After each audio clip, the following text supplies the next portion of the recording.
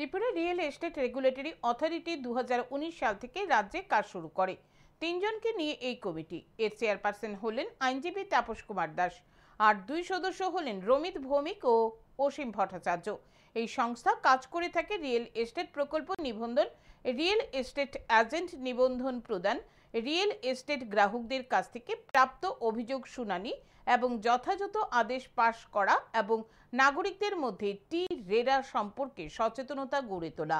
সোমবার সাংবাদিক সম্মেলনে প্রতিষ্ঠানের চেয়ারপারসন বিভিন্ন বিষয় তুলে ধরেন।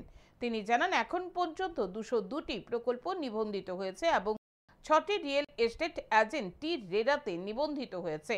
এখন পর্যন্ত রিয়েল এস্টেট গ্রাহকদের কাছ থেকে 33টি অভিযোগ টি-রেরাতে গৃহীত হয়েছে। তার মধ্যে 31টি অভিযোগের জন্য চূড়ান্ত রায় দেওয়া হয়েছে।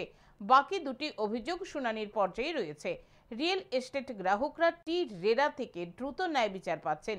পাশাপাশি Tripura real estate regulatory authority জনগণের মধ্যে সচেতনতা বাড়াতে বিভিন্নভাবে প্রচার চালিয়ে যাচ্ছে। এদিন তিনি 5 বছরের সংস্থার ফলাফলের খতিয়ান তুলে ধরেন।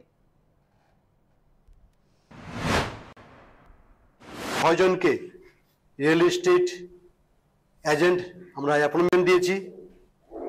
আর বিভিন্ন যারা কাস্টমার বা যারা ডেভেলপার যারা বিভিন্ন সময়ে কমপ্লেন করেছেন তাদের ফ্ল্যাট সম্বন্ধে, এই সমস্ত কমপ্লেন আমরা 33 নাম্বার কেস আমরা পেয়েছি এবং তার মধ্যে 31 কেস আমরা ডিসপোজ করতে পেরেছি।